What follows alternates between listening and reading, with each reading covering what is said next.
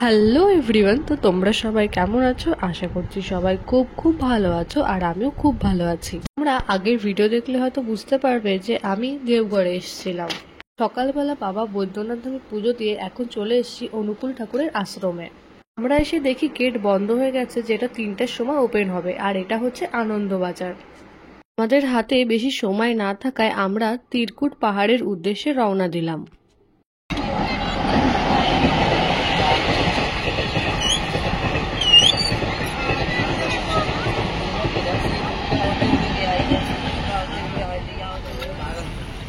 দেওঘর শহর থেকে 15 কিলোমিটার দূরে এই তিরকুট পাহাড়টি অবস্থিত।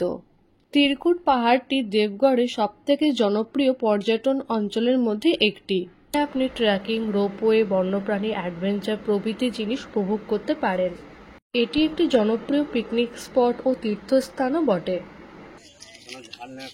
আমরা চলে আসলাম তিরকুট পাহাড়ে। আমরা যার গাড়ি করে এসেছি তিনি বললেন এখানে খুবই বাদরের উৎপাত আছে, তাই একটু সাবধানে যেতে। বাদরের উৎপাতের জন্য এখানে কিছু স্থানীয় গাইডও আছে, তোমরা চাইলে ওই গাইড নিয়ে ওপরে ট্রেকিং করতে পারো। গাইড নিইনি, কেননা আমরা বেশি দূর যাব না। ওপরে যে মন্দিরটা আছে ওই মন্দিরটা ঘুরে আমরা আবার ব্যাক করব। মন্দিরে যাওয়ার আগে আশেপাশে প্রচুর দোকানপাট আছে, তো সেটাই দেখতে দেখতে যাচ্ছিলাম।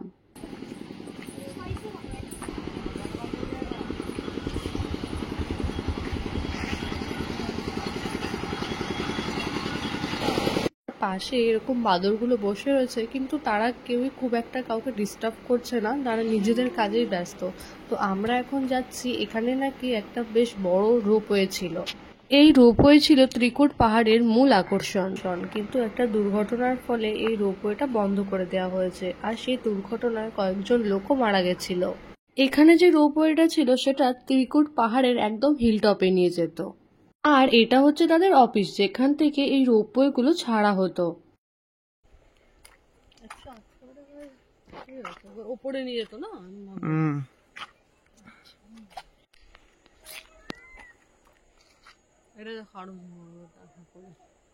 একজন ছিল, যেই ছোলা বার করা হয়েছে একদম দলে দলে এসে হাজির হয়েছে।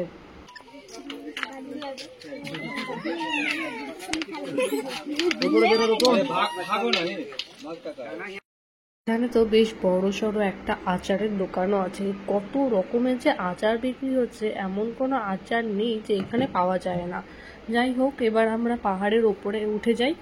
ওপরে একটা মন্দির আছে, সেটা খুব একটা বেশি উঁচুতে না, একদমই কাছে।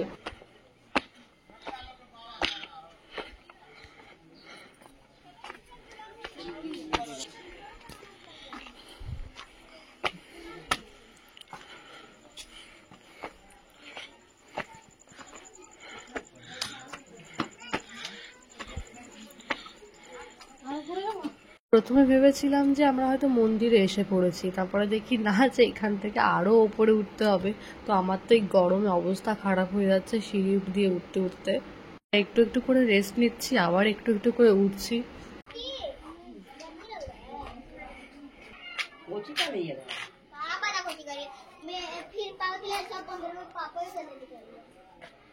চলে এসেছি আমরা মন্দিরের ভেতরে। তো এইখানে আমরা চটি জুতো খুলে নিলাম, তারপরে ঠাকুরকে একটু প্রণাম করে নিলাম। আর এই যে নীল সিঁড়িগুলো দেখছো, এটাকে তোমরা চাইলে আরো ওপরে উঠে যেতে পারো, কিন্তু এর ওপরে আমরা যাচ্ছি না।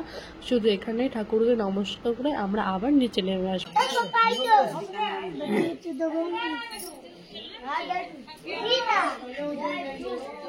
আমরা ত্রিকুট পাহাড় থেকে তপবনের দিকে রওনা দিলাম। যেতে যেতে রাস্তার পাশে এক জায়গায় প্রচুর সোলার প্যানেল দেখতে পাচ্ছিলাম, যেন দেখে মনে হচ্ছে সোলার প্যানেলে পুরো মাঠটাই ঢাকা পড়ে গেছে।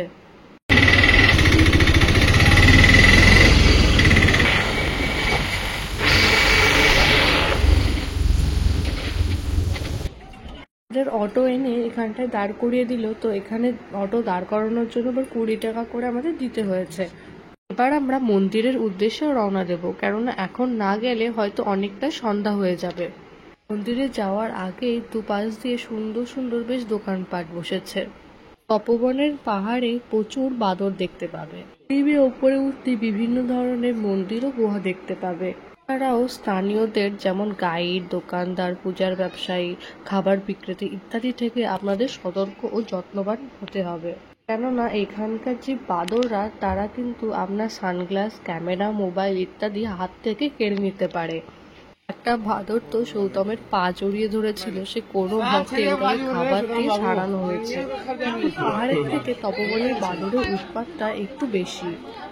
এখানে একটি গুহা মতো আছে যার ভেতরে ঢুকে তোমাকে ঠাকুর দর্শন করতে হবে। তো আমি আর ভয়তে ওর ভেতরে ঢুকিনি, যা এখান থেকে নমস্কার করে চলে এসেছি। माँ का सिंदूर लगा लो माँ, बाद में डूबते जाना।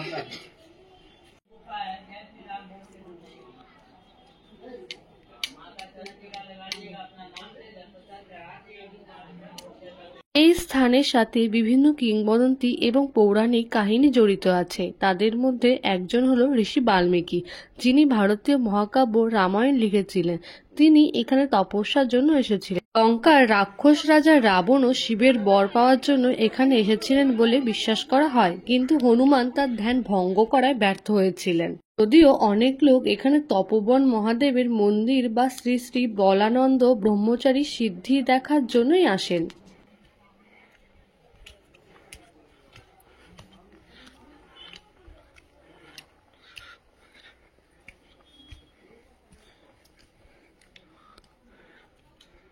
পাহাড়ের মাঝখান দিয়ে এরকম সুন্দর করে সিঁড়ি কাটা রয়েছে। সিঁড়িগুলো খুব একটা খাড়া না থাকায় অতটা কষ্ট হচ্ছে না। আর তার পাশে এরকম রেলিং দেওয়া আছে কিছু কিছু জায়গায়। এই দিকটা একটা গুহা আছে, তো সেই গুহার রাস্তাটা এদিকে তীর চিহ্ন দিয়ে দেখানো রয়েছে। তো আমরা গুহার ভেতর দিয়ে যাইনি, আমরা এই সিঁড়ি দিয়েই ওপরে উঠবো। আমার পক্ষে আর ওপরে ওঠা সম্ভব হচ্ছে না, এত হাঁপিয়ে গেছি যে আমি না হলে ওপরে আসতে 10 জায়গায় দাঁড়িয়েছি আর জল খেয়েছি। আজ গরমটাও ভীষণ আকারে পড়েছিল, যার জন্য এতটা কষ্ট হচ্ছে। উপরে উঠে আমার আর এক পাও চলার ক্ষমতা ছিল না, তাই আমি একদম বসে পড়েছি।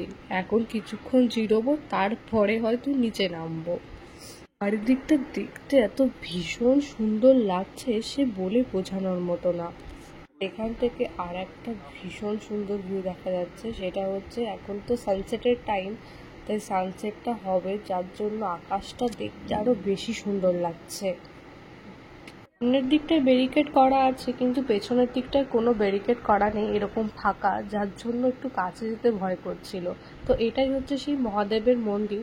এটি হচ্ছে সেই মহাদেবের মন্দির। পাহাড়ের শেষ প্রান্তে একটি জলধারাও আছে, নাম সীতাকুণ্ড, কারণ কথিত আছে সীতা বনে থাকতে এখানে স্নান করতেন। এছাড়াও শ্রী শ্রী বলানন্দ ব্রহ্মচার্যের সাধনাও এখানেই সম্পন্ন হয়েছিল। এখানে তার মন্দিরও প্রতিষ্ঠিত আছে। মন্দিরে ঢুকতে হলে এরকম গুহার ভেতরে ঢুকতে হবে, তারপরে মন্দিরে তোমরা প্রবেশ করতে পারবে। তো আমি আর ভেতরে ঢুকিনি, জাস্ট এখান থেকে দাঁড়িয়ে দেখে নিলাম। ভবন থেকে ঘুরে এসে এরপর আমরা চলে আসলাম নওলখা মন্দিরে। এখন 5:30 মতো বাজে আর প্রায় সন্ধ্যা হয়ে গেছে, কিন্তু মন্দিরে কোনো রকম লাইটের ব্যবস্থা নেই, সব কিছু পুরো অন্ধকার। যাই হোক, নওলখা মন্দিরটি রানী চারুশীলা দ্বারা নির্মিত হয়েছিল, যিনি কলকাতা পাথুরিয়াঘাটার বাঙালি রাজপরিবারের ঘোষ পরিবারের অন্তর্ভুক্ত ছিলেন।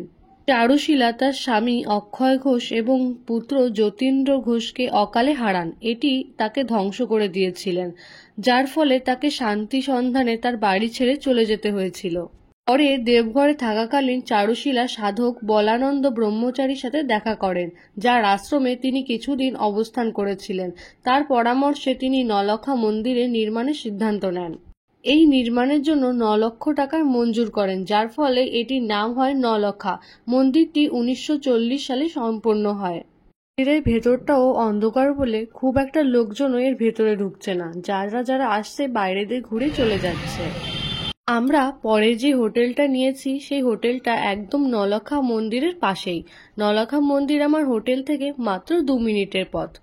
হোটেলটির নাম হচ্ছে শ্রী ইন্টারন্যাশনাল। হোটেলের সব ডিটেলস আমি ডেসক্রিপশন বক্সে দিয়ে দেব, তোমরা ওখান থেকে চেক করে নিতে পারো। হোটেলে লিফটেরও ব্যবস্থা আছে, আর আমাদের যে রুমটা দেওয়া হয়েছিল সেটা হচ্ছে 2nd ফ্লোরে। আর সারাদিন হাঁটাহাঁটি করে আর সিঁড়ি চড়তে ইচ্ছা করছিল না, তাই লিফটে চড়ে একদম উপরে চলে যাচ্ছি। আমাদের এই হোটেলটা বুক করা হয়েছিল অনলাইনে, আর এই বুক করার সঙ্গে আমাদের দেখিয়েছিল যে আমরা একটা সকালবেলা কমপ্লিমেন্টারি ব্রেকফাস্টও পাবো। আমরা যখন এই হোটেলে চেক ইন করি তখন আমরা বলি যে আমাদের তো একটা কমপ্লিমেন্টারি ব্রেকফাস্ট পাওয়ার কথা আছে। তো তখন না তারা বলে যে আমাদের এখানে কোনো ব্রেকফাস্ট হবে না বা ব্রেকফাস্ট আমরা প্রোভাইড করতে পারবো না। আর এখানকার স্টাফদের ব্যবহারও না খুব একটা ভালো না, খুবই রুড ব্যবহার করছিল। তো আমাদের রুমটা ভালো পেয়েছি বলে আমরা আর একদিনের জন্য চেঞ্জ করিনি। আমাদের সঙ্গে এবার ছোট্ট করে একটা রুম টুরও দিয়ে দিই যে আমাদের রুমে কি কি দেওয়া হয়েছিল। আর আমাদের রুমটা পুরো এসি রুম ছিল। এই হচ্ছে রিসেপশন এরিয়া, আর এখানে একটা অ্যাকোরিয়াম রাখা ছিল যার মধ্যে সুন্দর সুন্দর দুটো গোল্ড ফিশও ছিল। আমাদের চেক ইন ছিল 12টায়। তো আমাদের যেহেতু আগেই পুজো দেওয়া হয়ে গেছিল তাই আমরা একটু আগেই এই হোটেলে চলে এসেছিলাম। এরপর আমরা এসে রিসেপশনে কথা বলি এবং রিসেপশন থেকে জানায় যে তারা 12টা ছাড়া নাকি আমাদের রুম দিতে পারবে না। এরপর সৌতম ম্যানেজারের সঙ্গে কথা বলে আর তারপরে আমাদের 12টার আগেই রুম দিয়ে দেওয়া হয়। আমাদের সঙ্গে এবার একটা ছোট্ট রুম ট্যুর শেয়ার করি। রুমটা হয়তো একটু মেসি হয়ে পড়ে রয়েছে, তো প্লিজ ইগনোর করো এই জিনিসটাকে। ভেতরে ঢুকে তোমরা যেটা দেখতে পাবে সেটা হচ্ছে বড় একটা বেড রাখা আছে। আর বললামই প্রথমেই যে ঘরটা খুবই মেসি হয়ে আছে, তো প্লিজ এটা ইগনোর করো। সামনে একটা ফ্যান দেওয়া রয়েছে আর তার সামনে একটা টিভি দেওয়া রয়েছে। নিচে দুটো চেয়ার রাখা রয়েছে আর তার সামনে একটা টেবিল রয়েছে যেখানে দুটো জল দিয়েছে আমাদের কমপ্লিমেন্টারি। পাশে এরকম ওয়ার্ড্রোবও করে দেওয়া রয়েছে, তো তোমরা চাইলে এখানে জামা কাপড় রাখতে পারো। আমরা এর ভেতরে কিছুই রাখিনি কারণ আমাদের একটু পরে বেরোতে হবে। আর এত সুন্দর রুমটা আমরা মাত্র পেয়েছিলাম 1000 টাকায়। আর এই সাইডে এসি লাগানো রয়েছে আর তার পেছনে একটা বড় একটা উইন্ডো দেওয়া রয়েছে। এখানে একটা ছোট্ট সেলফ মতো ছিল যেখানে আমরা জামা কাপড় রেখে দিয়েছি। আর ওই দরজাটা খুললে আমরা এখন ব্যালকনিতে চলে যাব। এবার আমরা ব্যালকনি থেকেও ঘুরে আসি। বাইরে যে ভীষণ গরম, মানে এখানে 2 মিনিটও থাকা যাচ্ছে না। এখান থেকে এই যে এরকম ভিউ দেখা যায় মেন রোড ওই যে সামনে, বাস এখানে আর দাঁড়ানো যাচ্ছে না, তো আমরা ঘরে চলে যাই আবার।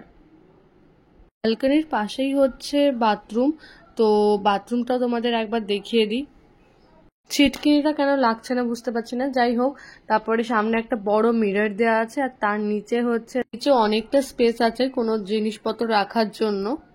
কথা, তোমরা যদি এখানে অফলাইনে রুম নিতে আসো তবে অবশ্যই তোমরা কেউই 1000 টাকা হয়তো রুম পাবে না।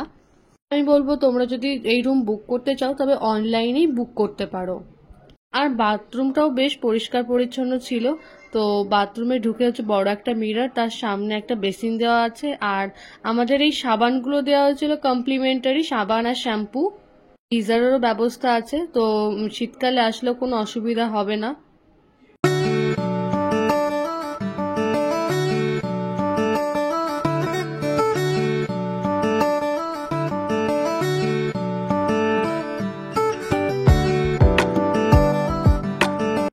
এখন চলে এসেছি বৈদ্যনাথ ধাম স্টেশনে। অনেকে হয়তো জানে না যে বৈদ্যনাথ ধাম থেকে যশোরী যাওয়ার জন্য দিনে প্রায় 2-3টে ট্রেন চলে। তাতে যদি বৈদ্যনাথ ধাম থেকে যশোরী যেতে চাও তবে অটো বা টোটো প্রায় 200-300 টাকা তোমার কাছ থেকে চেয়ে নেবে। কিন্তু তোমরা যদি স্টেশনে এসে লোকাল ট্রেন ধরো তাহলে 10 টাকায় তোমরা অনায়াসে পৌঁছে যাবে। যাই হোক, তবে আজকের মতো ভিডিওটা এইখানেই শেষ করছি। দেখা হবে পরের কোনো ভ্লগে। আর আমার ভিডিও যদি তোমাদের ভালো লেগে থাকে তবে অবশ্যই ভিডিওটাকে একটি লাইক করো আর কমেন্টে জানিও যে তোমাদের কেমন লাগলো। আর চ্যানেলে যদি নতুন হয়ে থাকো তবে অবশ্যই চ্যানেলটিকে সাবস্ক্রাইব করে দিও। দেখা হবে পরের কোনো ভ্লগে। আমিও তবে এবার লোকাল ট্রেন ধরে যশোরী যাওয়ার পথে রওনা দিলাম। টাটা।